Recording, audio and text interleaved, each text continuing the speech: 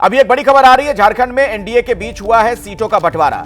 आपको बता दें कि झारखंड में बीजेपी 68 सीटों पर चुनाव लड़ेगी, जबकि आजसू को 10 सीटें मिलेंगी। झारखंड में जेडीयू को 2 सीटें मिल रही है और चिराग की पार्टी को 1 सीट।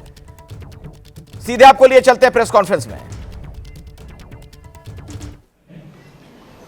तो 1951 में जहां 44% आबादी थी, वहां पर आज मात्र 28% आबादी रह गई, यानी 16% की एक गिरावट। आज आदिवासी समाज बिल्कुल चिंतित है और ये लगता नहीं कि स्वाभाविक है कि भाई इतनी बड़ी गिरावट, जो कि उनको एक तो जमीन से भी वो बेदखल हो रहे हैं, उनकी रोटी, उनकी जगह जगह पर बेटी, सब जगह पर अतिक्रमण हो रहा है। और राज्य सरकार को बताने के बाद भी वो उस पर कोई चिंतित नहीं है, कि जो कि वो अपना वोट को तैयार कर रहे हैं। और इसीलिए हमें रोटी को भी बचानी है, माटी को भी बचानी है और बेटी को भी बचानी है। और झारखंड में जिस प्रकार से जो डेमोग्राफी जो बदली है, उसको भी ठीक करना है। तो इसलिए हमने कहा कि इन सारे जो मुद्दों को लेकर के हम जनता के बीच जाएंगे, सम्मिलित रूप से जाएंगे और चुनाव के मैदान में। तो मुझे लगा कि आज विषय सब कुछ आ गया है, इसलिए मैं अपनी ओर से विषय को मैं यही समाप्त करता हूं। आप सबको, हमारे दो नेता यहाँ उपस्थित है, अगर कोई प्रश्न हो हम लोगों से, तो आप सब लोग बात करते ही रहते हैं, इन दोनों से किसको, आप दोनों को बात हो। सुदेश जी से एक सवाल था, चर्चा हुई कि रूठे हुए हैं आप, रूठे हुए हैं, हम अंतिम तौर पर मान गए। तो प्रेस कॉन्फ्रेंस आपने सुनी और नीरज पांडे मेरे साथ मौजूद हैं, इसी खबर पर कुछ और जानकारी आप तक पहुंचाएंगे। आखिर किस तरीके का समीकरण नीरज नजर आ रहा है सीटों का जो बंटवारा हुआ है? देखिए, अगले सबसे बड़ी बात यह है कि एबीपी न्यूज ने ये फार्मूला बहुत पहले ही बता दिया था कि भारतीय जनता पार्टी और उनके एनडीए के जो घटक दल हैं, उनके बीच में ये फार्मूला तय होने वाला है। भारतीय जनता पार्टी के एक कोटे से एक एलजेपी को जा सकती थी और वो एलजेपी के कोटे में चली गई है। 10 सीटों पर आजसू लड़ने वाली है और 2 सीटों पर जेडीयू लड़ने वाली है। 68 सीटों पर भारतीय जनता पार्टी चुनाव लड़ेगी। तो भारतीय जनता पार्टी ने अपना एनडीए के का समीकरण बता दिया है, फार्मूला तय कर दिया है।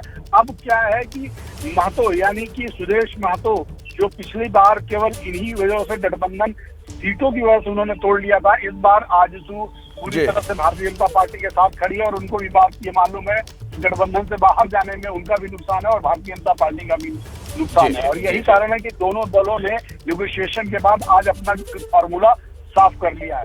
भारतीय जनता पार्टी एक मजबूत संगठन के रूप में वहां चुनाव लड़ रही है और मुझे लगता है कि शायद ये उनके लिए विन विन सिचुएशन होगी, दोनों दलों के लिए, आजसू के लिए भी और। ठीक है नीरज, इस खबर पर नजर बनाकर रखिएगा। फिलहाल बहुत बहुत शुक्रिया इस पूरी जानकारी के लिए। उत्तर प्रदेश के बहराइच में हिंसा पर अभी की बड़ी खबर मैं आपको बता दूं, 5 आरोपियों को 14 दिनों की न्यायिक हिरासत में भेज दिया गया है। जिला जज के घर पर आरोपियों की पेशी हुई।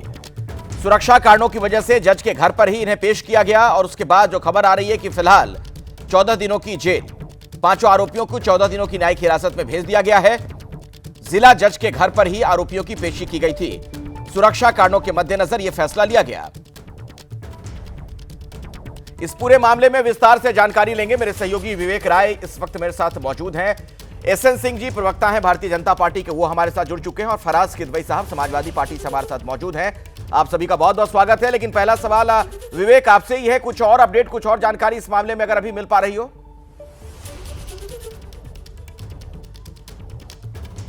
बिल्कुल 5 जो लोग जो कल हिरासत में लिए गए थे उनको आज कोर्ट में पेश किया गया है और 5 को जुडिशियल कस्टडी में भेज दिया गया है। 5 को जुडिशियल कस्टडी में 14 दिन की जो जुडिशियल कस्टडी है वो दी गई है।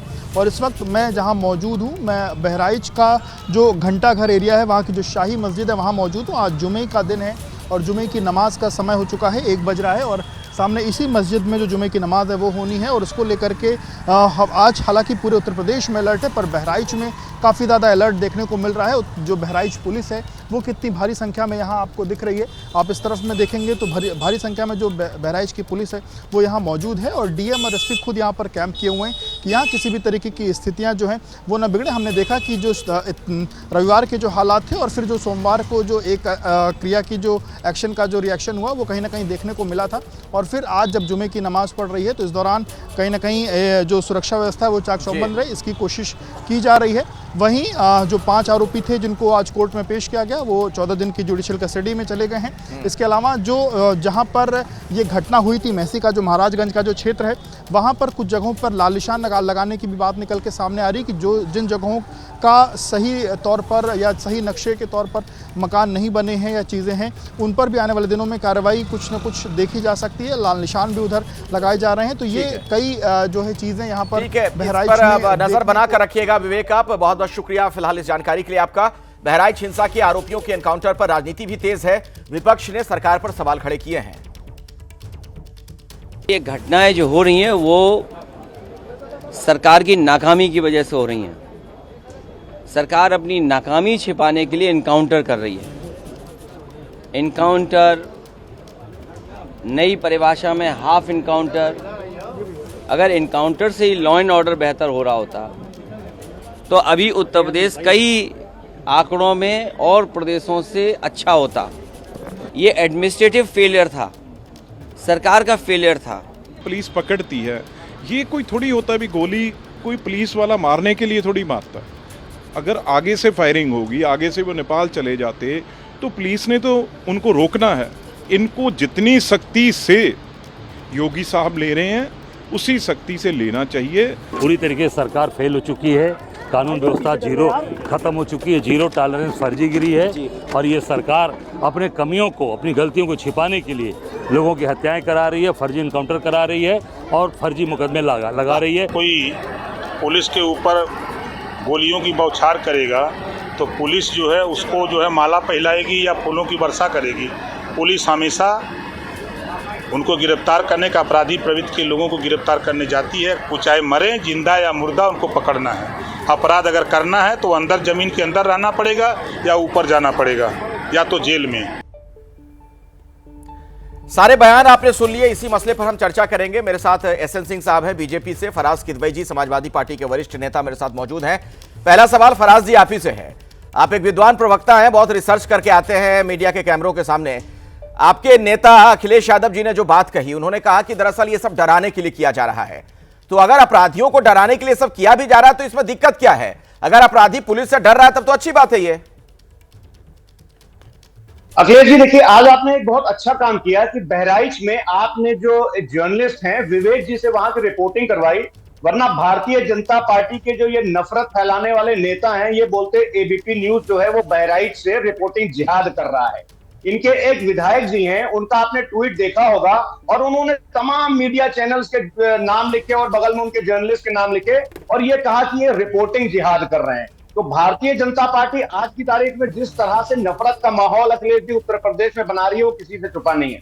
मैं आपको एक छोटी सी लाइन बताऊंगा। जब गांधी जी की हत्या हुई थी तो सरदार पटेल जी ने गोलवलकर साहब को एक चिट्ठी लिखी थी और उन्होंने लिखा था सरदार पटेल जी ने कि गांधी जी की हत्या इसलिए हुई कि आपने देश में जो ये नफरत वाला माहौल बनाया। आज देश में यही माहौल तो भारतीय जनता पार्टी और उसके लोग बनाने की कोशिश कर रहे हैं। हमको ये समग्रता से देखना होगा अखिलेश जी कि राम गोपाल मिश्रा जी की जो हत्या हुई वो गलत हुई और उसके पहले जो हालात बनाए गए भारतीय जनता पार्टी के वर्करों के द्वारा, उन सबको समग्रता में अगर आप देखिएगा तो आज देश में और खासकर उत्तर प्रदेश में जो माहौल ये नफरत वाला बना रहे हैं ये 1947 से भी बदतर वाला माहौल बना रहे हैं। क्या नफरत वाला माहौल बना रहे हैं आप लोग सिंह साहब? देखिए अखिलेश जी स्वभाव चेंज नहीं होता है और हमें डाउट भी नहीं करना चाहिए समाजवादी पार्टी के, चूंकि सिग्नेचर तो चेंज होगा नहीं। तो सब लोग जानते हैं अपराधी और समाजवादी पार्टी का गहरा रिश्ता है, मजबूत रिश्ता, और वो बना रहेगा। अगर अपराधी जो है विशेष धर्म का है तो और मजबूत हो जाएगा।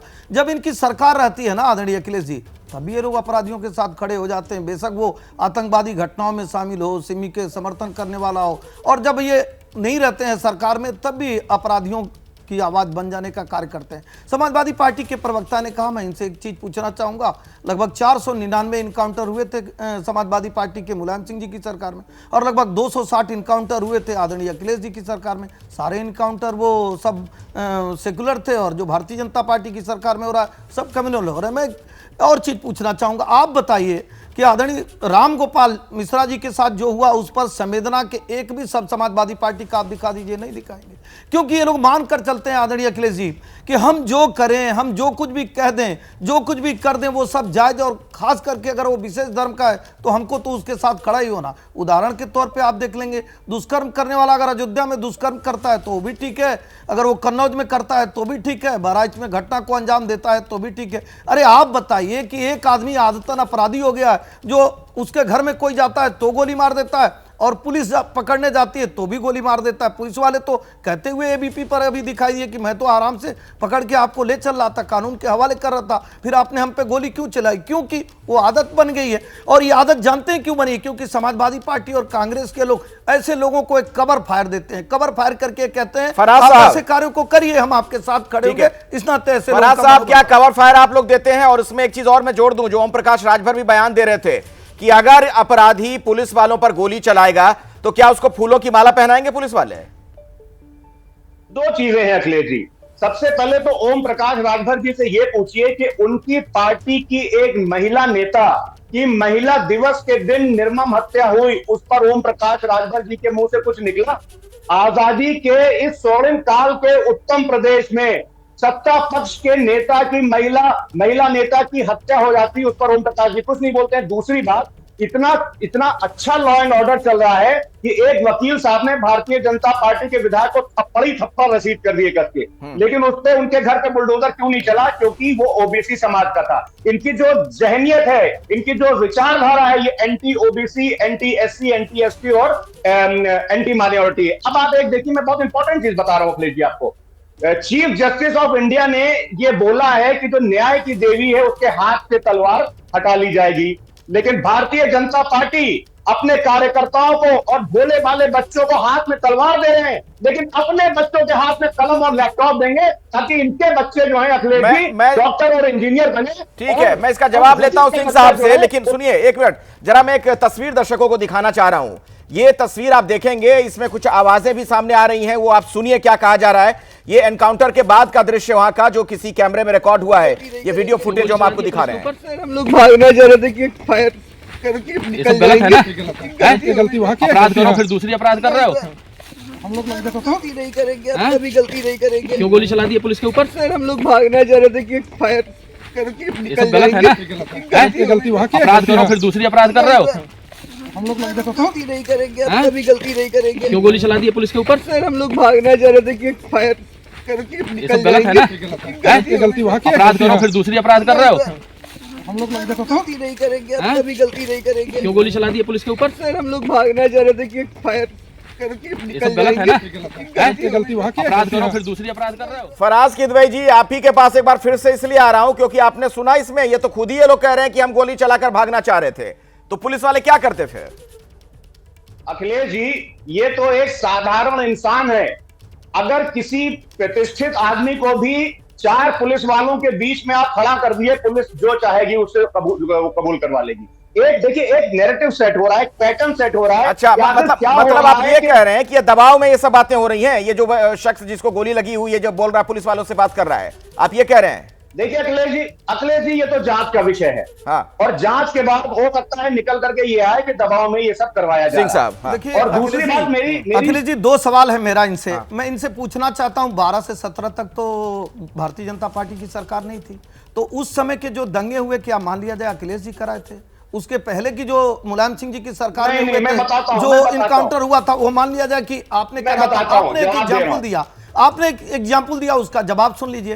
भाई राम मनोहर लोहिया जी को, जेपी को आपको मानना चाहिए, आप मान रहे हैं क्या? जेपी का आंदोलन ही खड़ा था कांग्रेस के विरोध में, और उसी कांग्रेस के गोद में जाकर बैठे हैं। तीसरी बात मैं कहूंगा, आपने ही सवाल किया था, आपने ही सवाल किया था, इसलिए जवाब देना। तीसरी बात मैं कहूंगा कि आदरणीय अखिलेश जी, अगर प्रवक्ता समाजवादी पार्टी का हो और खास करके मुस्लिम धर्म का हो, और समाजवादी पार्टी का प्रवक्ता हो, तो ये मान लीजिए कि सैकड़ों लोग सवाल पूछेंगे तो वही कहेगा आपने कहा विद्वान।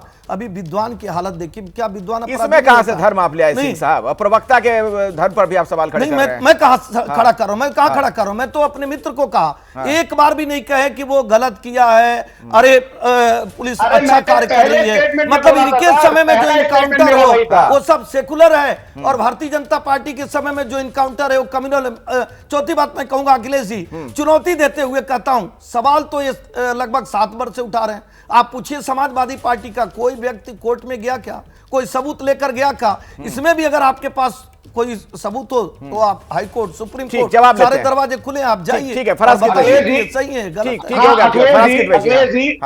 अखिलेश जी, बीजेपी के जो प्रवक्ता हैं और बीजेपी के जो नेता हैं उसमें हर चीज में धर्म नजर आ जाता है। अभी जर्नलिस्ट भी धर्म नजर आ गया। अब सुनिए, अब इन्होंने दंगों की बात करी, आपने शुरू किया, हमने तो किया नहीं। अरे एहसन सिंह साहब सुनिए, सुन लीजिए सिंह साहब, सुन लीजिए। हाँ, फराज किदवई जी बोलिए जल्दी से। मैं तो अखिलेश जी समय का अभाव है थोड़ा, सिंह साहब सुनने, उनको बोलने लीजिए। फराज जी, हाँ। अभी इन्होंने सपा कार्यकाल में कुछ दंगों की बात करी।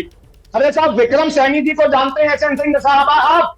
विक्रम सैनी आपके विधायक थे, एंड ही वाज कन्विक्टेड इन मुजफ्फरनगर में। तो आप इसका मतलब क्या हुआ कि अगर माननीय न्यायालय ने विधायक को सजा दी थी तो दंगे होने चाहिए। पारदर्शी सरकार होती है, ईमानदार सरकार होती है, ये जवाबदेह सरकार होती है, जनता की सरकार होती है, आपकी तरह नहीं। अगर आपके समय में आज ये दंगा हुआ होता, आपके समय में महाराज कांड हुआ होता, तो मुजफ्फरनगर के कांड की तरह जहाज में बुला के ले आते, उसको चाय पिलाते, प्रोटेक्शन देते, संरक्षण देते और कहते जाओ तुमको हम मानी बना देंगे। क्या मानी बनाने का कार्य नहीं किया जाता? आपको याद होगा मुख्यमंत्री थे, हुए 5 दिन तक धारा 144 लगी थी। ठीक है सिंह साहब, फराज किदवई जी, मैं माफी चाहूंगा, बहस और लंबी हो सकती थी, मेरे पास समय नहीं है। बहुत बहुत शुक्रिया फिलहाल आप दोनों का हमारे साथ इस चर्चा में हिस्सा लेने के लिए। यूसीसी कमेटी ने सीएम धामी को सौंपी है अंतिम रिपोर्ट। ड्राफ्ट में कानून लागू करने की पूरी प्रक्रिया, ड्राफ्ट में विवाह, तलाक, लिव इन को लेकर नियम, ये सारी चीजें इसमें हैं। जन्म मृत्यु रजिस्ट्रेशन, उत्तराधिकारी की प्रक्रिया की भी चर्चा की गई है। तो अभी की बड़ी खबर आपको बता दें, यूसीसी कमेटी ने सीएम धामी को, उत्तराखंड के मुख्यमंत्री को अंतिम रिपोर्ट सौंप दी है। इस ड्राफ्ट में दरअसल कानून लागू करने की पूरी प्रक्रिया है। विवाह, तलाक, लिव इन को लेकर नियम, जन्म मृत्यु रजिस्ट्रेशन, उत्तराधिकार की पूरी जो प्रक्रिया होगी उसका भी विस्तार से इसमें जिक्र है। ये तस्वीरें भी हम आपको दिखा रहे हैं जब इस कमेटी की रिपोर्ट को वहां पर रखा गया, मुख्यमंत्री को सौंपा गया इसे। ड्राफ्ट में कानून लागू करने की प्रक्रिया विस्तार से पूरी जानकारी इसमें दी गई है। अभी एक बड़ी खबर आ रही है, यूपी के मऊ में विधायक और एसडीएम के बीच झड़प हो गई है। घोसी से एसपी विधायक सुधाकर सिंह ने एसडीएम को धक्का दे दिया। विधायक के समर्थकों ने एसडीएम को दी है धमकी। आपको बता दें, चीनी मिल में डायरेक्टर के चुनाव में अनियमितता का आरोप लगाया गया। चुनाव में धांधली के विरोध में समाजवादी पार्टी विधायक प्रदर्शन कर रहे थे। एसडीएम धरना शांत कराने गए और उसी दौरान यह झड़प हुई है।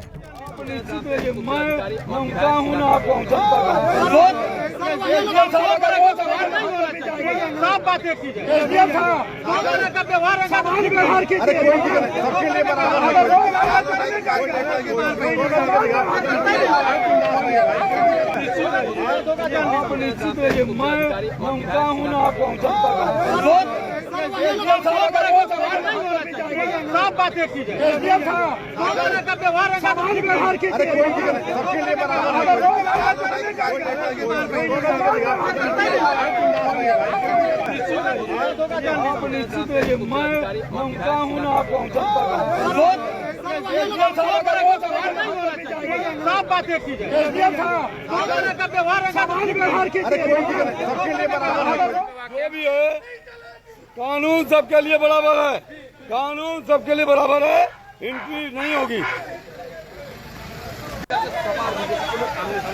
कोई भी आदमी अंदर नहीं जाएगा, बता दे रहा हूँ। कोई भी आदमी, कोई नहीं, है ना? हाँ बोलिए, नहीं जाएगा। क्या हुआ था कुछ यहाँ पे वाकई? भी है, कानून सबके लिए बराबर है, कानून सबके लिए बराबर है, एंट्री नहीं होगी। कोई भी आदमी अंदर नहीं जाएगा, बता दे रहा हूँ।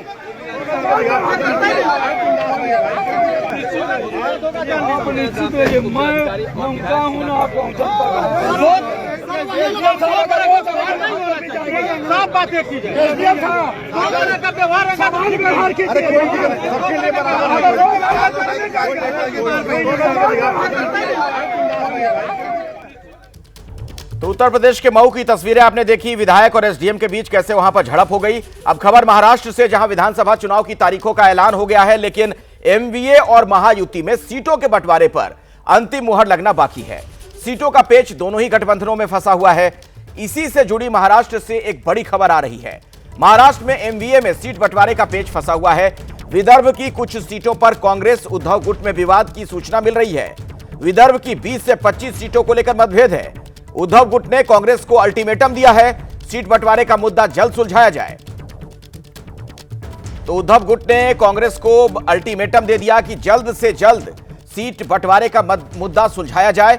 विदर्भ में बताया जाता है कि इस इलाके में 20 से 25 सीटों को लेकर मतभेद की स्थिति है। तो एमवीए के अंदर सीट बंटवारे का पेच नहीं सुलझ पा रहा है।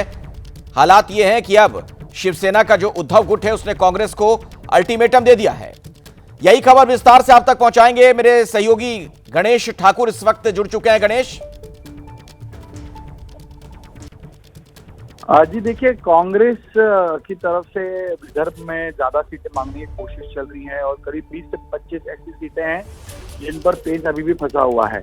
अब इसमें ज्यादातर सीटें विदर्भ की हैं और शिवसेना की तरफ से ये कहा गया है कि लोकसभा के समय हमने रामटेक और विदर्भ की एक और सीट कांग्रेस को दी थी। वो हमारे कोटे, अमरावती की वो सीट थी, हमारे कोटे की सीट थी, लेकिन हमने युति धर्म निभाया। अलायंस का फॉर्मूला के मुताबिक सीटें कांग्रेस को दी और वहां पर उनके उम्मीदवार चुन के भी आए। अब विधानसभा में विदर्भ में कुछ सीटें शिवसेना उद्धव ठाकरे गुट को मिले, ऐसा दबाव वो बना रहे हैं ताकि वहां पर विदर्भ में उनकी पार्टी को अगर बढ़ाना है तो वहां लड़ना होगा। ये भूमिका शिवसेना उद्धव ठाकरे गुट की है।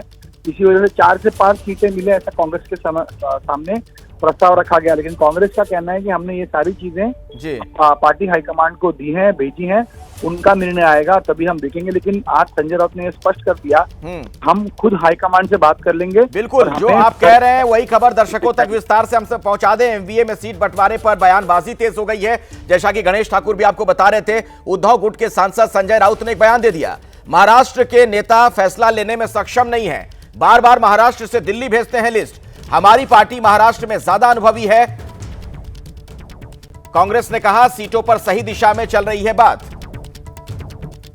महाराष्ट्र के नेता है वो निर्णय लेने में सक्षम नहीं है, ऐसा मुझे लगता है कि बार बार उनको दिल्ली में लिस्ट भेजनी पड़ती है, फिर चर्चा होती है। अब वो समय निकल चुका है। हम चाहते हैं कि जल्दी से जल्दी ये फैसला हो जाए। एनसीपी और शिवसेना में कोई ज़्यादा मतभेद नहीं है, कांग्रेस में भी नहीं है, समझ लो। लेकिन कुछ सीटें हैं जिनके ऊपर सभी 3 पार्टी दावा करती है। तो आज हमने कांग्रेस हाईकमांड से भी चर्चा की, दिल्ली में माननीय उद्धव ठाकरे जी से भी बात की और मुझे लगता है कि ये मामला सुलझ जाएगा। हर बार सीट बंटवारे में हर पार्टी की तरफ से इस तरह के माइंड गेम्स खेलते हुए देखा होगा। ये सब हमारे बीच में चलता है, लेकिन सब कुछ दुरुस्त है। सीट शेयरिंग बिल्कुल सही ट्रैक पर चल रही है, कहीं कोई दिक्कत नहीं है। अगर भाजपा को ये उम्मीद है कि इसी उम्मीद से अब हम वापस से आ सकते हैं तो वो गलत है। आइए सीधे मैं आपको लिए चलता हूं। मेरे सहयोगी जैनेंद्र भी हमारे साथ इस वक्त जुड़ चुके हैं। जैनेंद्र, पेच कुछ ज्यादा ही फंसा हुआ दिख रहा है। जिस तरीके से संजय राउत हमलावर हैं, हालांकि पवन खेड़ा ने कहने की कोशिश की कि सब ठीक है, लेकिन लग नहीं रहा ऐसा। देखिए, पेच जैसा गणेश बता रहे थे 20 से 25 सीटों पर यानी 10% सीटों पर फंसा हुआ है। और जो वो कह रहे हैं कि कांग्रेस के फैसले प्रदेश के नेता नहीं ले पाते, दिल्ली में उन्हें लिस्ट भेजनी पड़ती है, वो सही बात है। जो एनसीपी हो शरद पवार वाली या शिवसेना हो उद्धव ठाकरे वाली क्षेत्रीय पार्टियां हैं, नेतृत्व मौजूद होता है प्रदेश में और वहाँ पर कोई क्षेत्रीय नेताओं का दबाव नहीं होता। कांग्रेस राष्ट्रीय पार्टी है, बिल्कुल जिला स्तर पर जो नेता होते हैं वो दबाव बनाते हैं। प्रदेश का जो नेतृत्व होता है वो क्षेत्रीय नेता, जिले स्तर के नेताओं की बात राष्ट्रीय स्तर पर पहुंचाता है और इस वजह से समय लगता है। लेकिन कांग्रेस के नेताओं का कहना है कि 90% सीटों पर बात बनी हुई है। कांग्रेस की संख्या 105 से 110 पर रहने वाली है, इस पर सहमति है। उसी के आसपास शिवसेना भी लड़ेगी। लेकिन ये 20 सीटें जो हैं ये कहीं गांठ ना बन जाए, इसकी कोशिश जारी है। ज़्यादा समय नहीं बचा है। मुझे लगता है कि 24 घंटे के अंदर अंदर ये फैसला सुलझा लिया जाएगा और अखिलेश इन्हीं 20 सीटों को लेकर के ऐलान भी बाकी है, वरना आज ऐलान की तैयारी की जा रही थी सीट बंटवारे के ऐलान की, सीट समझौते की, लेकिन आज अब वो संभव नहीं हो पाएगा। संभवतः आज शाम तक बात बन जाएगी और कल सीट बंटवारे का ऐलान संभव है। 20 सीटों के लिए गठबंधन में किसी प्रकार की कोई नई खबर तो नहीं आएगी, आखिरकार तीनों दलों को मिलकर के सीटें तो बांटनी है। बिल्कुल। महाराष्ट्र में सीट बंटवारे के मुद्दे पर कांग्रेस के प्रवक्ता पवन खेड़ा ने एबीपी न्यूज से खास बातचीत भी की। इस दौरान उन्होंने कहा कि महाविकास अघाड़ी में सब कुछ ठीक है और सीट बंटवारा तय समय पर हो जाएगा। आपके सहयोगी हैं संजय राउत, उन्होंने एक तो ये बयान दिया है कि चुनाव आयोग हो, सुप्रीम कोर्ट हो, ये सब बीजेपी की बीसी टीम है। एक तो मैं चाहूंगा इस पे आप रिएक्ट करें, और साथ में वो कांग्रेस से खुश नहीं है सीट बंटवारे को लेकर, जो धीमी स्पीड है, वो कह रहे हैं वो राहुल गांधी से बात करेंगे, महाराष्ट्र के नेता डिसीजन लेने में सक्षम नहीं। उन्होंने जिनको बी टीम कहा है वो जवाब देंगे, हम थोड़ी देंगे उसका, हमें थोड़ी कहा है, तो जिनको कहा है वो देंगे। और संजय राउत जी हमारे दोस्त हैं, उनके रोचक ट्वीट्स, शेरो शायरी सुबह सुबह जब वो स्टेटमेंट्स देते हैं, बाइट्स देते हैं, उनकी इंतज़ार आप भी करते हैं, हम भी करते हैं। हमारे दोस्त हैं तो दोस्त की हैसियत से कभी कभी वो हमें जगाते हैं, कभी हम उन्हें जगाते हैं, ये हमारे बीच में चलता है। बिल्कुल ठीक है। तो संजय राउत की कई बातों को पवन खेड़ा ने रोचक बताया। उधर महायुति की बात की जाए तो सीट बंटवारे पर मंथन जारी है। महाराष्ट्र को लेकर दिल्ली में महायुति की बैठक संभव है। खबर हमें मिल रही है कि आज शाम दिल्ली पहुंचेंगे महायुति के नेता। सीएम एकनाथ शिंदे, अजीत पवार भी आएंगे दिल्ली। बीजेपी के शीर्ष नेताओं के साथ उनकी मुलाकात हो सकती है। आज शाम दिल्ली में महायुति के नेताओं की बैठक हो सकती है। खबर हमें जो मिल रही है, तमाम बड़े नेता यहां पहुंचने वाले हैं। एकनाथ शिंदे भी होंगे, अजीत पवार भी आ रहे हैं। नीरज पांडे के पास आपको लिए चलता हूं, बीजेपी से जुड़ी हर खबर आप तक लगातार नीरज पहुंचाते हैं। नीरज, ये जो बैठक होनी है, इसको लेकर कुछ और अपडेट है क्या? देखिए अखिलेश, मेरी जानकारी है शाम को तीनों दल के नेता यानी कि देवेंद्र फडणवीस, अजीत पवार और मुख्यमंत्री एकनाथ शिंदे, तीनों लोग एक साथ दिल्ली पहुंचने वाले हैं। और यहां पर भाजपा के जो हाईकमांड हैं यानी कि जेपी नड्डा और गृह मंत्री अमित शाह, इनके साथ बैठक करेंगे। बैठक करके सीट शेयरिंग का जो फार्मूला है उसको अंतिम रूप देंगे। मेरी जानकारी है अखिलेश की अब तक करीब 240 ऐसी सीटें हैं महाराष्ट्र की जिन पर भारतीय जनता पार्टी ने दोनों घटक दलों के साथ मिलकर सीटें लगभग फाइनल कर ली हैं। कौन किस पे लड़ेगा ये फाइनल कर लिया है। 48 ऐसी सीटें हैं जिनमें कहीं ना कहीं एक दूसरे का इंटरेस्ट शो करता है और उन पर अभी फिलहाल तय करना बाकी है कौन किस पर लड़ेगा। तो उन 48 सीटों पर लगातार काम जारी है और माना जा रहा है आज शाम को जब ये भाजपा के बड़े नेताओं के साथ बैठेंगे तीनों दल के क्षेत्रीय नेता, तो उसके बाद ये सारी चीज़ें साफ हो जाएंगी कि कौन कितनी सीटों पर चुनाव लड़ेगा और कौन कितनी सीटों पर नहीं लड़ेगा। अब तक जो हमारी जानकारी है उसके अनुसार करीब 150 ऐसी सीटें हैं जिनमें 150 से 155 सीटों पर भारतीय जनता पार्टी विधानसभा चुनाव लड़ सकती है। इसी तरह एनसीपी है वो करीब 45 से 50 के बीच में सीटों पर चुनाव लड़ सकती है। और इसी तरह करीब 85 के आसपास सीटें ऐसी हैं जिन पर शिवसेना चुनाव लड़ सकती है, एकनाथ शिंदे गुट उस पर चुनाव लड़ सकता है। तो ये फिलहाल अभी ये तस्वीर है मोटी मोटी, लेकिन इस पर अंतिम मुहर जो लगेगी वो मुझे लगता है कि भाजपा के जो बड़े लीडर्स हैं उनके साथ जब एकनाथ शिंदे, इस पर नजर बनाकर रखिएगा। नीरज, बहुत बहुत धन्यवाद। जैनेंद्र भी हमारे साथ जुड़े हुए थे, आपका भी शुक्रिया पूरी जानकारी दर्शकों तक पहुंचाने के लिए। बाबा सिद्दीकी हत्या मामले में बड़ा खुलासा हुआ है। बाबा सिद्दीकी की सुरक्षा में 2 गार्ड तैनात थे। हत्या के दिन भी बाबा सिद्दीकी के साथ 2 गार्ड ही थे। हत्याकांड से ठीक पहले एक सुरक्षा गार्ड कहीं चला गया। जब बाबा सिद्दीकी पर गोली चली, एक ही सुरक्षा कर्मी वहां पर मौजूद था। जो सिक्योरिटी गार्ड साथ था उसने जवाबी फायरिंग नहीं की। सिक्योरिटी गार्ड का दावा उसकी आंख में मिर्ची चली गई थी। सिक्योरिटी गार्ड कुछ क्यों नहीं कर पाए। ज़ीशान सिद्दीकी की इस मामले पर पुलिस और दोनों सुरक्षा गार्ड से फिर पूछताछ करेगी। तो ये ज़ीशान सिद्दीकी की तरफ से बातें कही गई हैं और इस मामले में पुलिस दोनों सुरक्षा गार्ड से पूछताछ करने वाली है। अब इसका क्या मतलब है जरा विस्तार से समझते हैं। मेरे साथ सूरज हमारे सहयोगी मौजूद हैं। सूरज जी बिल्कुल, देखिए ये बात ज़ीशान को भी समझना है कि आखिर सुरक्षा रक्षक होते किस लिए हैं। वो रिटालिएट उसने क्यों नहीं किया। जिस वक्त अगर आप किसी को प्रोटेक्शन दे रहे हैं और उसके ऊपर कोई हमला करे तो आपका कर्तव्य बनता है कि आप उस पर रिटेलिएट करें या फिर आप भी जवाबी फायरिंग कर सकते थे। लेकिन यहाँ पर उस कांस्टेबल ने दावा किया कि उसकी आंख में कुछ मिर्ची जैसा गया था, इस वजह से वो कुछ कर नहीं पाया। तो जाहिर सी बात है जिशान सिद्दीकी ये जानना चाहते हैं कि आखिर क्या हुआ था, और इसी वजह से बाबा सिद्दीकी की सुरक्षा में जो 3 सुरक्षा कर्मी तैनात होते हैं। देखिए आपको पहले समझा देता हूं कि बाबा सिद्दीकी की सुरक्षा में 2+1 ऐसे सुरक्षा रक्षक तैनात किए गए हैं। 2+1 का मतलब होता है 2 सुरक्षा रक्षक सुबह होंगे, 1 रात में होगा। यानी कि जिस वक्त बाबा सिद्दीकी बांद्रा ईस्ट के उस जगह गए थे जिशान सिद्दीकी के कार्यालय, उस वक्त उनके साथ 2 लोग होने चाहिए थे। लेकिन जिस वक्त ये घटना हुई उस वक्त 1 सुरक्षा रक्षक था, लेकिन वो भी कुछ नहीं कर पाया। तो जाहिर सी बात है मुंबई पुलिस ने भी अब अपनी इंटरनल इंक्वायरी शुरू कर दी है, और इसीलिए जो 3 सुरक्षा रक्षक है उनसे दोबारा पूछताछ करने की तैयारी में मुंबई पुलिस दिखाई दे रही है। जी धन्यवाद आपका इस पूरी जानकारी के लिए। और अभी एक और बड़ी खबर आ रही है, सलमान खान को धमकी मामले में एक अपडेट आपको दे दें कि मुंबई के वर्ली थाने में धमकी की एफआईआर दर्ज की गई है। ट्रैफिक पुलिस को आया था धमकी भरा मैसेज। धमकी देने वाले ने खुद को लॉरेंस गैंग का बताया था।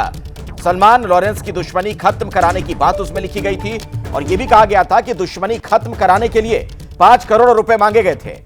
बाबा सिद्दीकी से भी बुरा हाल करने की धमकी दी गई। सूरज, ये पूरा मामला क्या सामने आ रहा है? देखिए ट्रैफिक कंट्रोल का एक व्हाट्सएप नंबर होता है जिस पर लोग अपने ग्रीवेंस भेजते हैं। जैसे कि अगर मुंबई में कोई आम आदमी जा रहा है और ट्रैफिक अननेसेसरी है तो वो फोटो निकालकर उस व्हाट्सएप पे भेज सकता है, जिस पर कार्रवाई करती है ट्रैफिक पुलिस। ऐसे ही व्हाट्सएप को मॉनिटर करने वाले जो लोग हैं उन्होंने देखा कि उस व्हाट्सएप नंबर पर एक ऐसा मैसेज आया है जिसमें मैसेज करने वाले ने दावा किया कि वो सलमान खान और लॉरेंस बिश्नोई के बीच में सुलह करा देगा।